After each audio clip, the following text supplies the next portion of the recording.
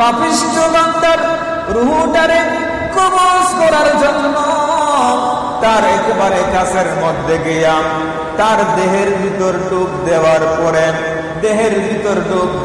পরে তার রূহটারে বের করার চেষ্টা করবে। রূহটা দেহের ভেতর থেকে বের হতে চাইবে না, ছোটাছুটি করবে, বের হতে চাইবে না। গজবের ফেরেশতারা পা থেকে চিবিয়া রূহটারে কণ্ঠনালী পর্যন্ত আনবে।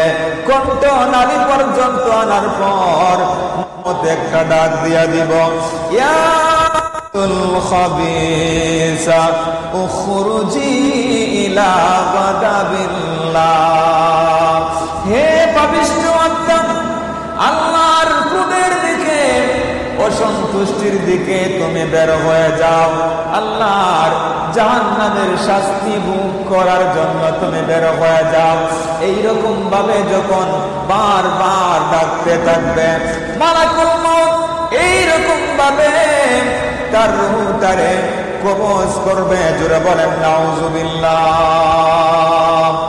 নাউজুবিল্লাহ পড়েন। আল্লাহ কুরআন শরীফের মধ্যে প্রত্যেক শ্রেণীর বান্দা, কাফের যারা আল্লাহকে মানে নাই, তাদের রূহটা কেমনে বের করবে। যারা জালেম বান্দা, সারা জীবন জুলমতি করেছে, তাদের রূহটা কিভাবে বের করবে, সবকিছুই আল্লাহ কুরআন শরীফের মধ্যে স্পষ্ট করে দিয়েছেন। সুবহানাল্লাহ পড়েন, জোরে বলেন। কাফেরদের জানটা কিভাবে বের করবে এবার শুনেন। আল্লাহ রাব্বুল আলামিন কুরআন শরীফের সূরাতুল আনফাল 50 নম্বর আয়াতের মধ্যে বলে দিয়েছেন, ওয়ালাউ তারা ইজ ইয়াতাওয়াফফাল্লাযীনা কাফারুল মালাইকাতু ইয়াদরিবুনা ওয়ুজুহাহুম ওয়া আদবারাহুম ওয়া যুকু আযাবাল হারিক।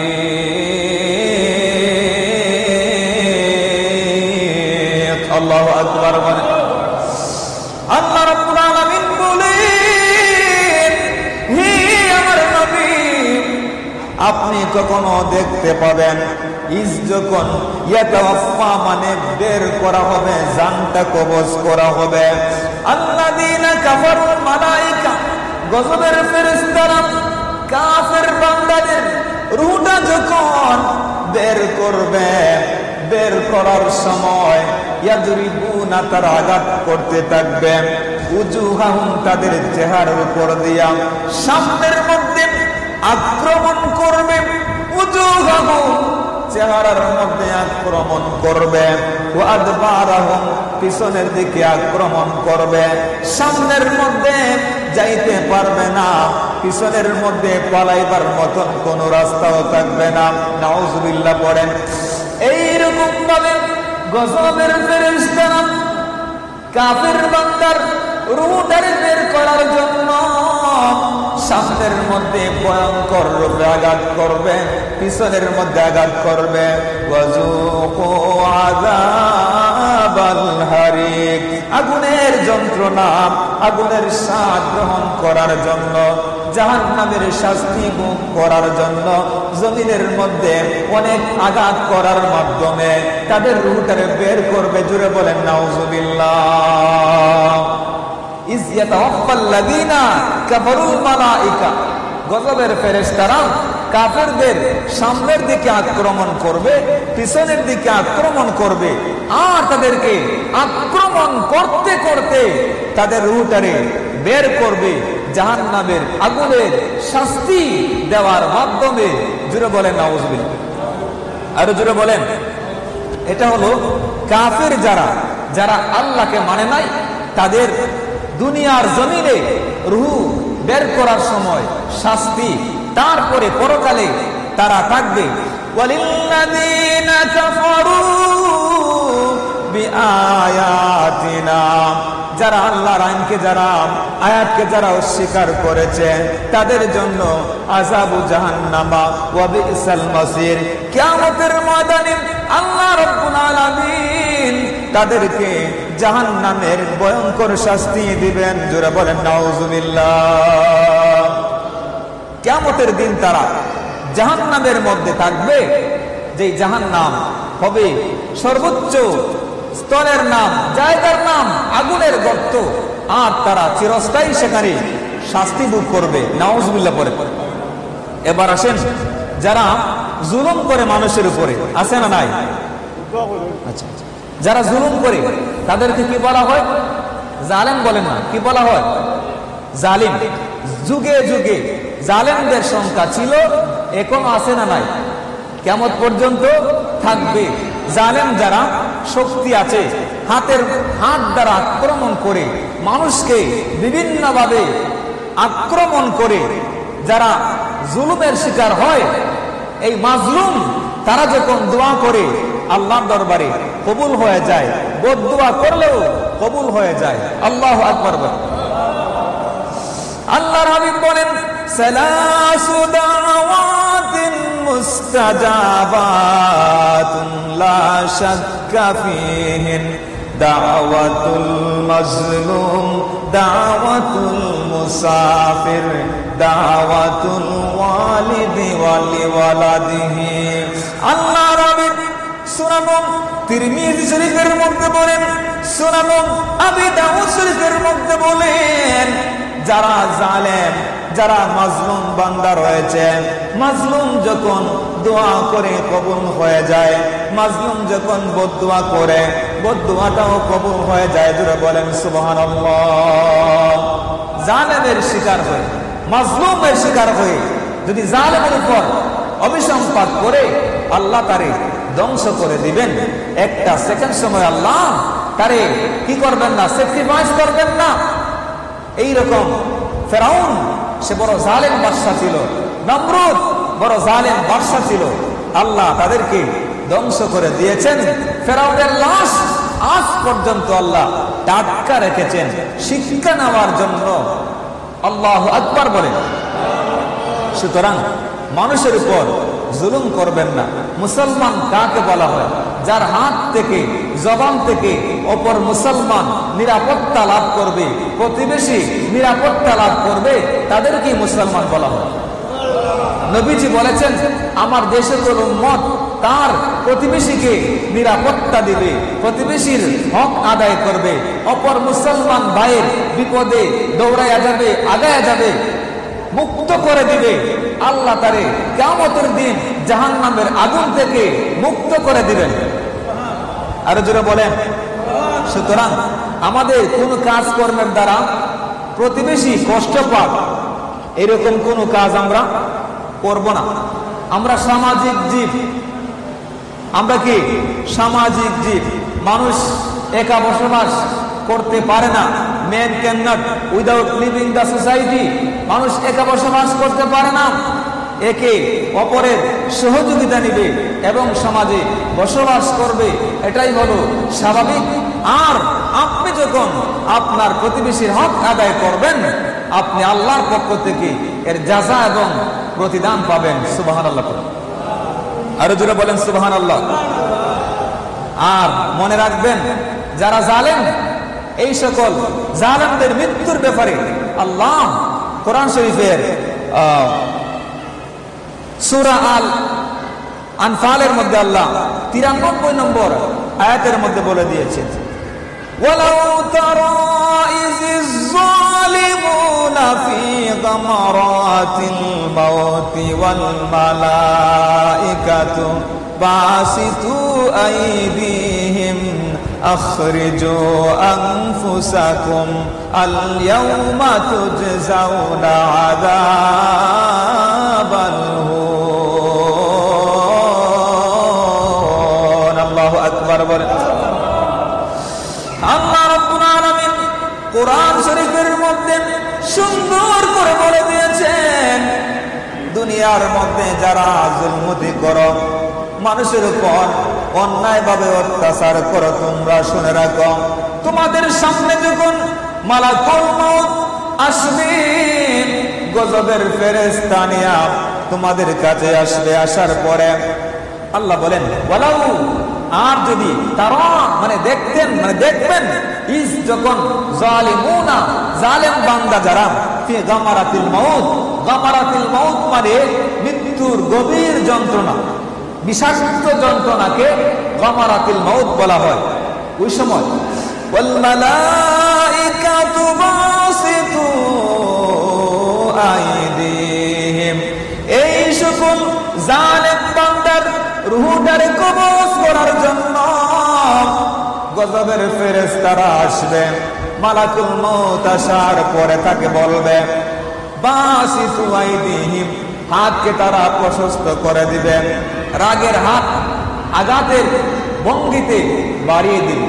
মালাকুল মউত তার কিন্তু অনেকটা হাত আছে, কি আছে বলেন না, অনেকটা সূরত আছে, অনেকটা হাত আছে।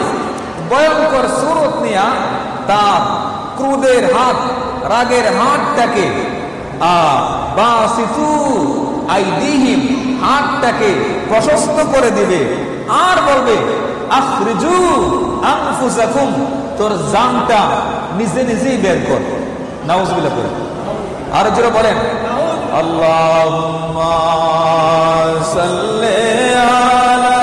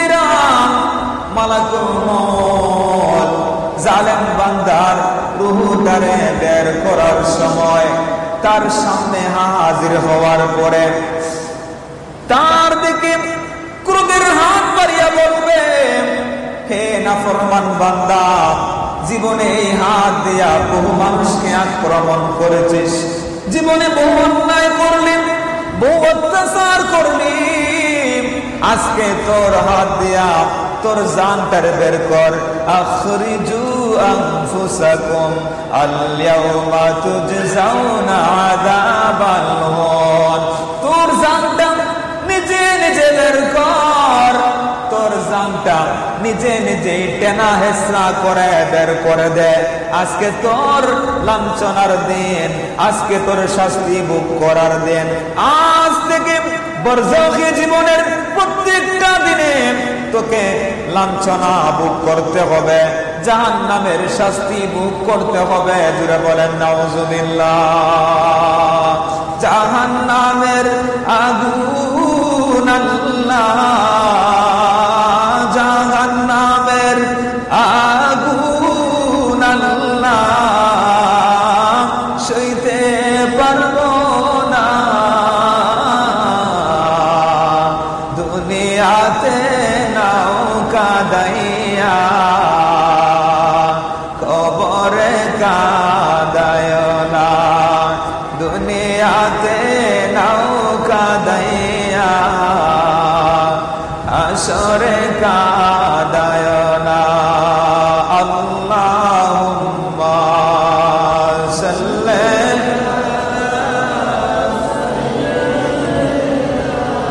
মাওলানা মুহাম্মদ ওয়া আলা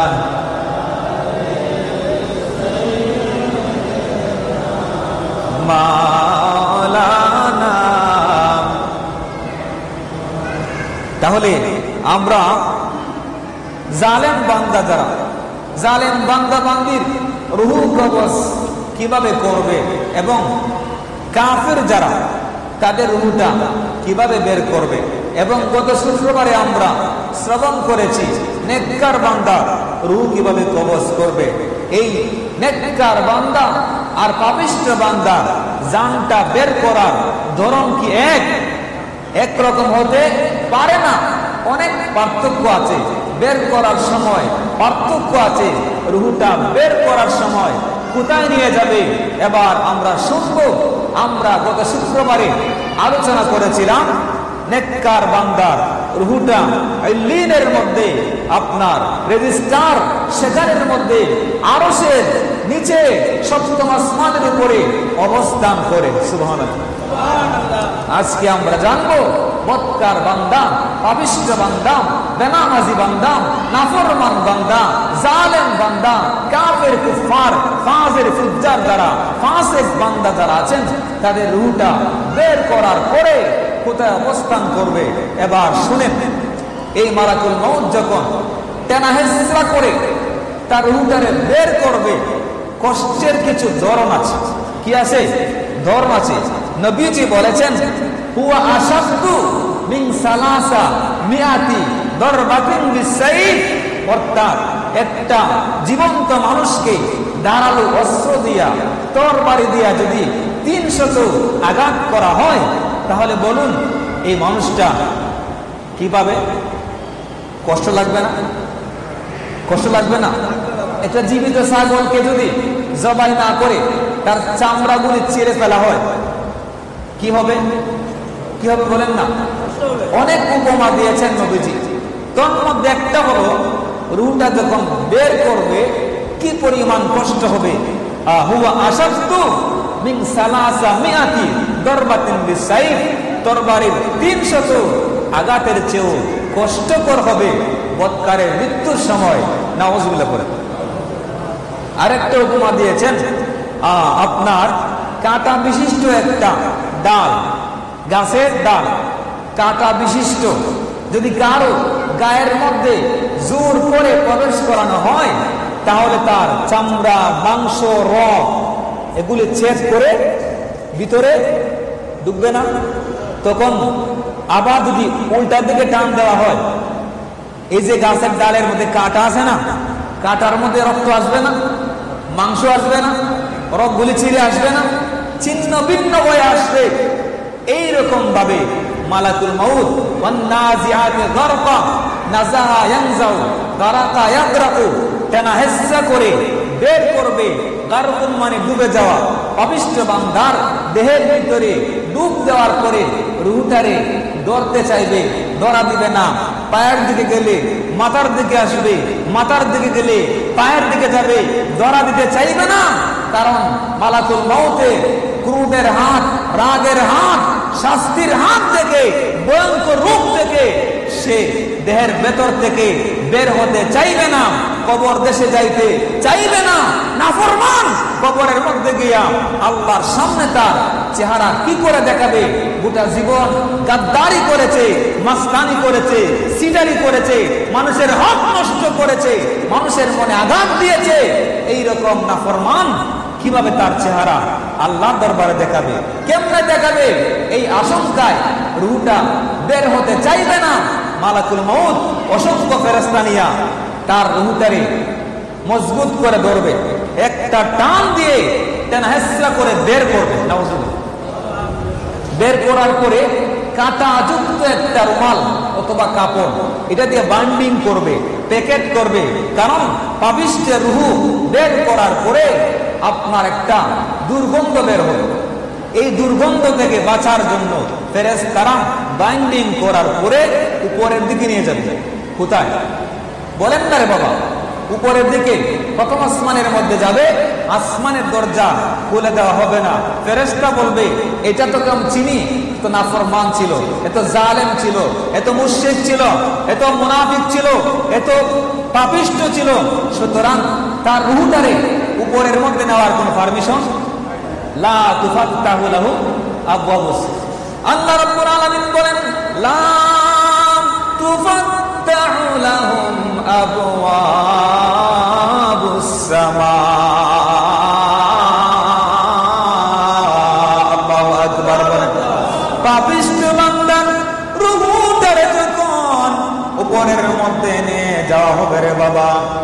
আসমানের দরজা খুলে দেওয়া হবে না, আসমানের দরজা বন্ধ করে দেওয়া হবে। আর তারে হুসর দিয়া ধাক্কা মেরে ফেলে দেওয়া হবে। এমন ভাবে একটা ধাক্কা দিব, এক ধাক্কায় 7 তবক জমিন ব্যাগ করে সৃষ্টির একবারে তলদেশের মধ্যে পৌঁছবে। বলেন নাউজুবিল্লাহ। কাল্লা ইন্না কিতাবাল ফুজ্জার লাফি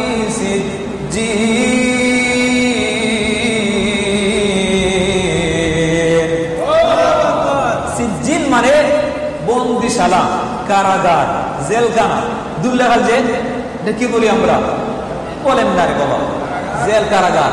শাস্তি অনুযায়ী আপনার কেউ যখন কোর্টের মাধ্যমে প্রমাণিত হয়, দুর্লেখাল পাঠানো হয়। কেউ 3 মাসের জন্য, কেউ যাবজ্জীবন, অর্থাৎ অপরাধ অনুযায়ী। ঠিক সেম কন্ডিশন হবে এই পাপিষ্ঠকে। আল্লাহ উপরের দিকে উঠতে দিবেন না, ধাক্কা দিয়ে নিচে ফেলে দেওয়া হবে। আর সিজ্জিনের মধ্যে গিয়া সেখানে অবস্থান করবে। নাউজুবিল্লাহ করেন। আল্লাহুম্মা সাল্লি সাইয়্যিদিনা মাওলানা মুহাম্মাদ ওয়া আলা আলি সাইয়্যিদিনা।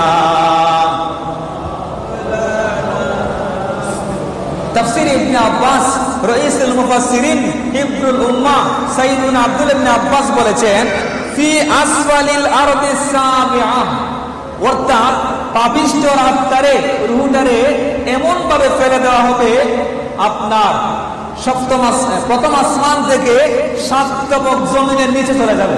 নাউজুবিল্লাহ পড়ে। এই সিজ্জিনের মধ্যে গিয়া একটা রেজিস্টার আছে, খাতা আছে, সেখানের মধ্যে নাম তালিকাভুক্ত করবে। আর সেখান থেকে কবরের মধ্যে, দেহের মধ্যে আমাদের মেরুদণ্ডের হাড্ডির সাথে রুহের একটা সম্পর্ক আছে।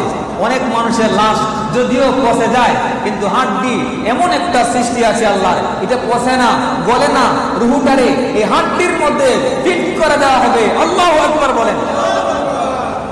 এই হাড্ডি থেকে আবার রুহু ফিট করে দেওয়া হবে, শরীরে আবার হাসরের ময়দানে উঠবে। জোরে বলেন সুবহানাল্লাহ। সম্মানিত হাজিরিন কেরাম, এই যে আপনাদের খেদমতে আমি গত জুম্মায় নেককার বান্দার রুহুটা বের করার সময় কি সম্মানের সাথে, স্মুথলি, আদবের সাথে রুহুটাকে বের করা হয়, আজকে আপনাদের খেদমতে পাপিষ্ঠ বান্দা যারা, বেনামাজি বান্দা যারা, কাফের বান্দা যারা, মুশরিক বান্দা যারা, জালেম বান্দা যারা, তাদের জানটারে কেমনে বের করবে, এই সব কিছু আমি কোরআন হাদিস গাঁটিয়া আপনাদেরকে বললাম। বলার উদ্দেশ্য হচ্ছে, আমাদের সামনের মধ্যে এই দিনটা আছে না নাই? বলেন না, আছে না নাই? প্রত্যেকটা মানুষকে আপনি যেখানেই থাকুন না কেন, আইনামা তাকুনু ইদরিকুমুল মাউতু ওয়ালাউ কুনতুম ফি বুরুজিন মুশাইয়াদা, আপনি যদি মৃত্যুর হাত থেকে বাঁচার জন্য উঁচু একটা বিল্ডিং করেন, ছিদ্র নাই, ভেন্টিলেটর নাই, দরজা নাই, জানালা নাই, আপনি লোহা দিয়ে যদি নির্মাণ করেন, এর ভিতরও থাকেন, তারপরও মৃত্যুর হাত থেকে বাঁচতে পারবে না। এটাই সত্য কথা। এই মৃত্যুটাকে আমাদের পেশ করতে হবে। পেশ করার সময় মালাকুল মউত যেন আমাদের সামনে সুন্দর করে আসে, জুব্বা পরে আসে, টুপি পরে আসে, সুন্দর সুরত ধারণ করে আসে। এটা আমরা চাই না? চাই কিনা বলেন? তাহলে যদি আপনার আমলটা সুন্দর হয়, জমিনের উপরে তাকিয়া আপনার যদি আচরণটা ভালো হয়, মালাকুল মউত আপনার সাথে ভালো আচরণ করবে, মাটি আপনার সাথে ভালো আচরণ করবে। জমিনের উপরে তাকিয়া আচরণ যদি আপনার খারাপ হয়, আচরণটা যদি আপনার খারাপ হয়, আপনার মৃত্যুতে আপনার আত্মীয় খুশি হবে, আসমান খুশি হবে, জমিন খুশি হবে, মানুষ খুশি হবে। এই নাফরমান আমাকে বড় কষ্ট দিত, এটাতে বিদায় হয়েছে। ঠিক কিনা বলেন?